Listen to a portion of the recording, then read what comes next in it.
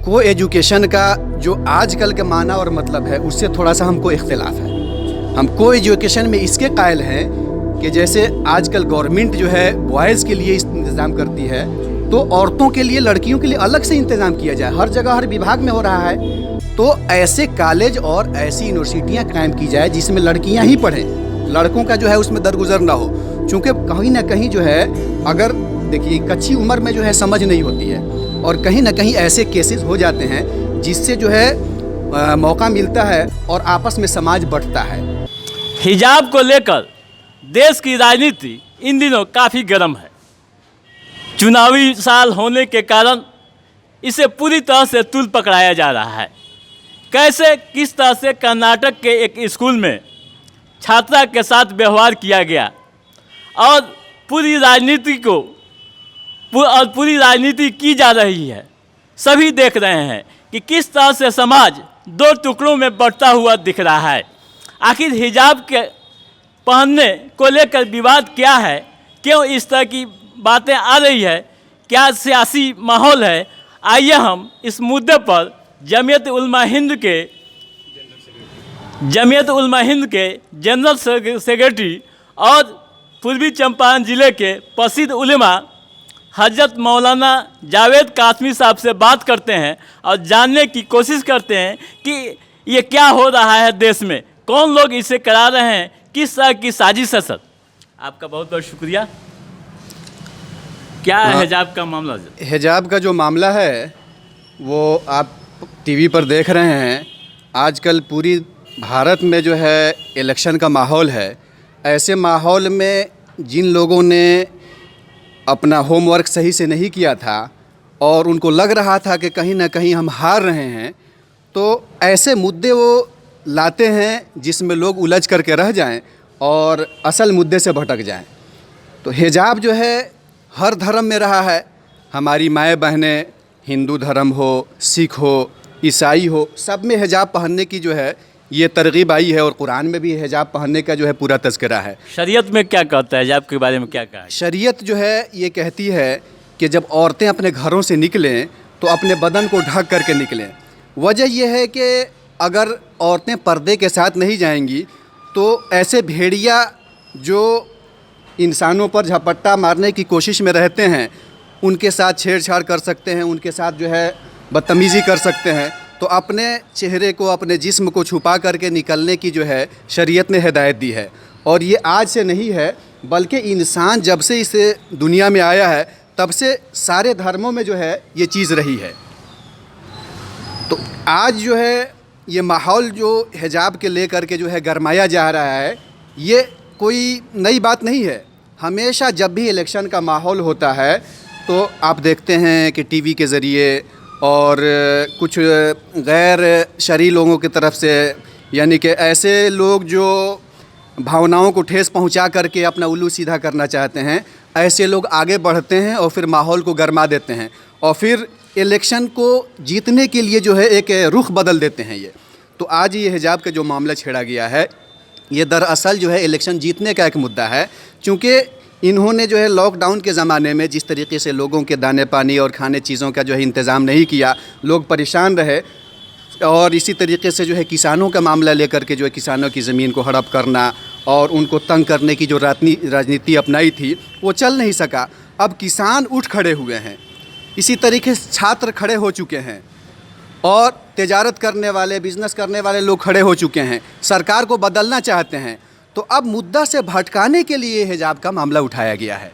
हिजाब में जो जिस लड़की के साथ जो हुआ जी, जिस तरह से उसने मुकाबला किया उन लोगों का, इसे आप किस रूप में देखते हैं उस बच्ची को? देखिए, हिजाब के मामले को लेकर के जो है जिस तरीके से उस छात्र ने हिम्मत दिखाई है, हम उस बेटी के जुर्रत को सलाम करते हैं। और जमीयत उलमा अव्वल दिन से ऐसे लोगों के साथ खड़ी रही है और खड़ी रहेगी। आपने सुना होगा कि हज़रत मौलाना महमूद मदनी असद साहब दामत बरकातुहुम ने बाकायदा 5 लाख का उसकी हिम्मत और हौसला अफजाई के लिए इनाम का जो है ऐलान किया और इनाम पहुंच भी गया उसके घर तक, इसलिए कि उसने जो है गीदड़ों को जो है उनकी भपकी से डरी नहीं, उसने बाकायदा जो है शेरनी की तरह मुकाबला किया और उन गीदड़ों के गोल से निकल करके जो है जवाब देते हुए निकल आई। तो ये अपने बच्चों को हम ये हौसला देना चाहते हैं कि आप भी अगर ऐसा माहौल कहीं क्रिएट किया जाता है तो उसमें डरने की ज़रूरत नहीं है, बल्कि ऐसे गीदड़ों का जो है बाकायदा मुकाबला कीजिए और जुर्अत के साथ सही उसका जवाब दीजिए वक्त पर। इस्लाम के अंदर उस बच्ची को किस रूप से देखा जा रहा है? क्या इस्लाम की शहजादी कहेंगे, किस रूप से उसे पेश कर रहे हैं? जी, हम इस्लाम की शहज़ादी उसे कहते हैं, और ऐसी बच्ची जो है हमारे सर की ताज है, जिसने इस्लाम को छोड़ा नहीं और पर्दे को छोड़ा नहीं, बस कि पर्दे में रहते हुए इस्लामी नुक्ते नज़र को अपने ऊपर लागू करते हुए उसने एजुकेशन हासिल करने के लिए जो है तगोदो किया। आज जो है सरकार ये ऐलान करती है बेटी बचाओ और बेटी पढ़ाओ, और यहाँ पर जो है देखने को मिल रहा है बेटी भगाओ। आप पर्दा के पीछे से जो है क्या करना चाह रहे हैं? ये पर्दे की आड़ में पर्दा का मामला लेकर के जो है खेल खेलना चाह रहे हैं कि पर्दे के नाम पर उकसाया जा रहा है। अरे भाई, एक बच्ची अगर चाहती है कि हम पर्दे के साथ पढ़ें तो आपको क्या दिक्कत हो रही है? आपको क्यों दिक्कत होने लगी? सरकार को क्यों दिक्कत होने लगी? आरएसएस वालों को क्यों पेट में मरोड़ होता है? अगर कोई बच्ची चाहती है कि पर्दे के साथ हम पढ़ें तो उसको राइट नहीं है पर्दे के साथ पढ़ने का। भारत एक डेमोक्रेसी राज है और प्रजातंत्र में सबको जीने का हक है। आखिर ऐसा क्यों हो रहा है? देखिए, ऐसा इसलिए होता है कि इलेक्शन को जो लोग मतलब कैंपेन करने वाले लोग होते हैं, वो जब घूमते हैं तो उनको पता चल जाता है ज़मीनी सतह पर जो है सरकार ने कुछ किया नहीं है, इसलिए सरकार ज़ीरो पे आउट होने वाली है।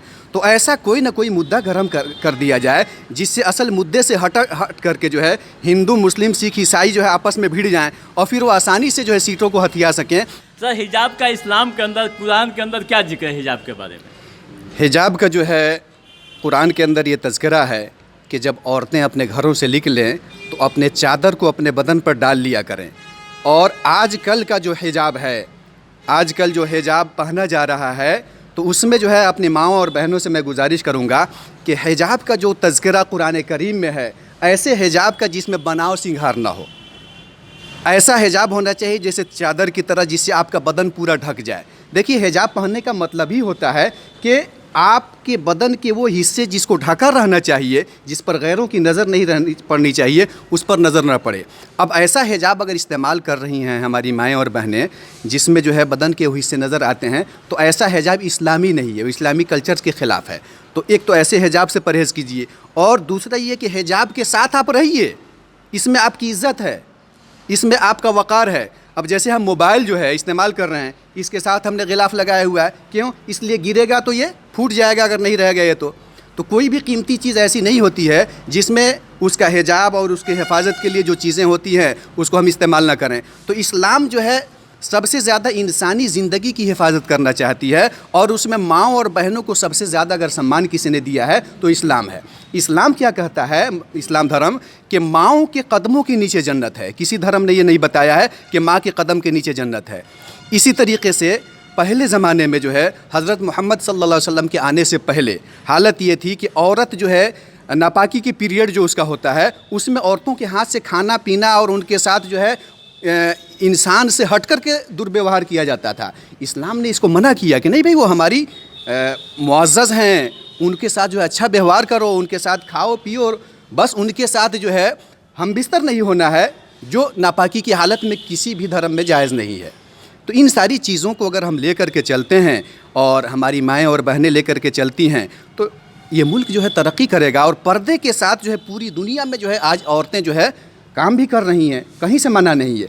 जैसा कि सर आप देखे होंगे कि कोई एजुकेशन सिस्टम जो अभी गवर्नमेंट का चल रहा है, लड़के लड़की का मतलब बराबर तरीके से जी, वहाँ पे एक स्कूल में हिजाब और ये अपना धार्मिक, सर उस पर आप क्या कहेंगे कि मतलब वो जहाँ बराबरी का मसला है जी, कि मतलब कोई भेदभाव ना हो, वहाँ इस तरीके का भेदभाव करना, सर ये इस पे देखिए, को एजुकेशन का जो आजकल के माना और मतलब है उससे थोड़ा सा हमको इख्तिलाफ है। हम को एजुकेशन में इसके कायल हैं कि जैसे आजकल गवर्नमेंट जो है बॉयज़ के लिए इंतज़ाम करती है, तो औरतों के लिए, लड़कियों के लिए अलग से इंतज़ाम किया जाए। हर जगह हर विभाग में हो रहा है। तो ऐसे कॉलेज और ऐसी यूनिवर्सिटियां कायम की जाए जिसमें लड़कियां ही पढ़ें, लड़कों का जो है उसमें दरगुजर ना हो। चूँकि कहीं ना कहीं जो है, अगर देखिए कच्ची उम्र में जो है समझ नहीं होती है, और कहीं ना कहीं ऐसे केसेस हो जाते हैं जिससे जो है मौका मिलता है और आपस में समाज बढ़ता है। तो उसका आसान उपाय हमारे बड़ों ने ये बताया कि लड़कियां जब बड़ी हो जाएं तो उनके लिए अलग इंतज़ाम किया जाए, और जमीयत उलमा ने इस पर काम शुरू भी कर दिया है। अभी जो शाहीन क्या नाम है, मदनी 100 करके जो है हज़रत मौलाना अरशद मदनी साहब दामत बरकातुम ने दिल्ली में शुरू किया है, जिसमें नीट वगैरह की तैयारी कराई जा रही है जमीयत की तरफ से। 100 बच्चे और बच्चियों का है, जिसमें बच्चियों का निज़ाम बिल्कुल अलग है। उस हॉस्टल में सिर्फ लड़कियां ही रहती हैं, लड़कों का हॉस्टल अलग है और सारी पढ़ाई का इंतज़ाम है। तो हम ऐसे लोग जिनको ईश्वर ने, अल्लाह ने जो है ज़मीन दिया है, दौलत दिया है, उनसे हम गुजारिश ये करेंगे कि आप आगे बढ़िए और ऐसे कॉलेज और यूनिवर्सिटियों को बनाइए जिसमें औरतों के लिए, लड़कियों के लिए पढ़ने का अलग इंतज़ाम हो, लड़कों के लिए अलग इंतज़ाम हो, ताकि इस तरीके का भेदभाव ना हो। और जिस तरह के हालात बने हैं देश के, जिस तरह की परिस्थितियां बन रही है, क्या ऐसे हालात में ये संभव है कि लड़कों के तरफ के लिए अलग क्लास हो और लड़कियों की तरफ अलग क्लास हो? जी बिल्कुल है। और आप मोतिहारी में देखिए, वुमेंस कॉलेज चल रहा है, उसमें मेरी बेटी भी पढ़ती है। तो ऐसी सरकार की तरफ से है, बाज़ाब्ता प्रावधान है, और सरकार बनाई ही भी बहुत सी जगह सिर्फ लड़कियों के लिए। देखिए, एक यूनिफॉर्म कोड है स्कूलों में, हम लोग भी पढ़े या पढ़े और लोगों ने पढ़ा। एक यूनिफॉर्म कोड था और उस कोड के माध्यम से समान लोग से एक समान ड्रेस हुआ करता था। भले 12 के बाद कॉलेजों में कोड नहीं रहा यूनिफॉर्म, तो क्या ऐसा कोड होना चाहिए कॉलेजों में? कॉलेज में भी ऐसा कोड होना चाहिए था। देखिए, जहाँ तक हिजाब का मामला है, उसको देखिए, सिख जैसे हैं सिख भाई, अगर वो नौकरी में जाते हैं, फोर्स क्या एक यूनिफॉर्म है, मगर वो अपनी पगड़ी के साथ और दाढ़ी के साथ जाते हैं, उनसे इसलिए छेड़छाड़ नहीं किया जाता है कि अगर वहाँ पर उनके साथ छेड़छाड़ करेंगे तो फ़ौरन उठा करके जो है गर्दन उड़ा देंगे। तो इसलिए वहाँ डरते हैं ये। और मुसलमानों को दबाया कुचलाया गया है, इनको जो है इतना दबा दिया गया है कि एजुकेशन की कमी है।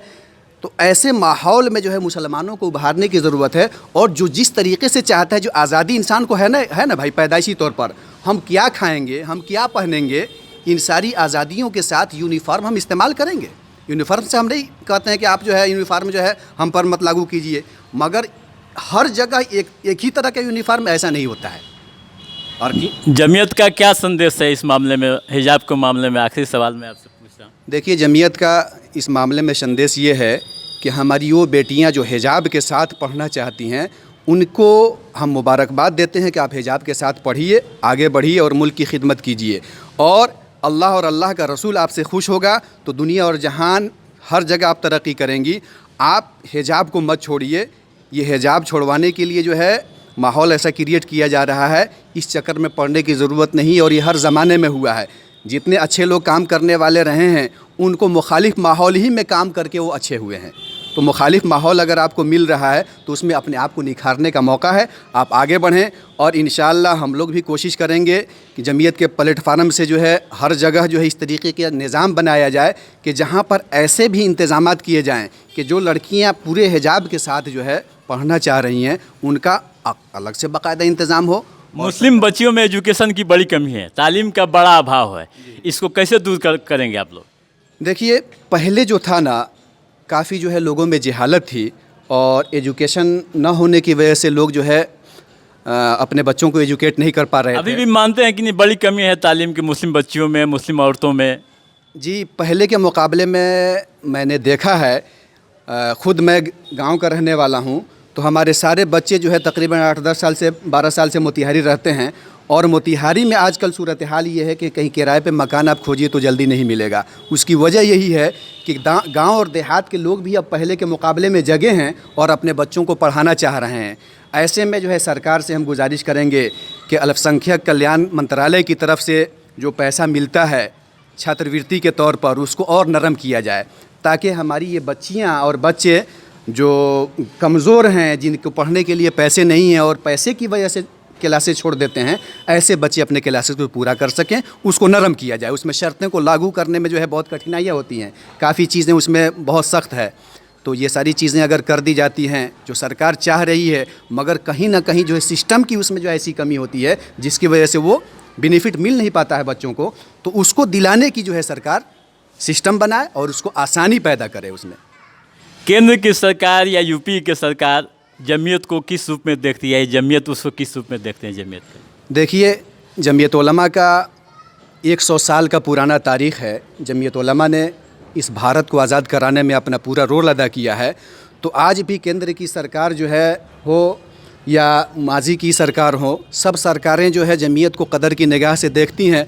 अलबत्ता जो है इस सरकार में जो है बहुत जगह नज़रअंदाज करने की भी कोशिश की गई है उनकी तरफ से, चूँकि जमीयत जो है उनके एजेंडा को लागू होने में कहीं ना कहीं रोड़ा पैदा कर रहा है। इसलिए पैदा कर रहा है कि जो भी वो षड्यंत्र रचते हैं जमीयत उसका पर्दाफाश कर देता है।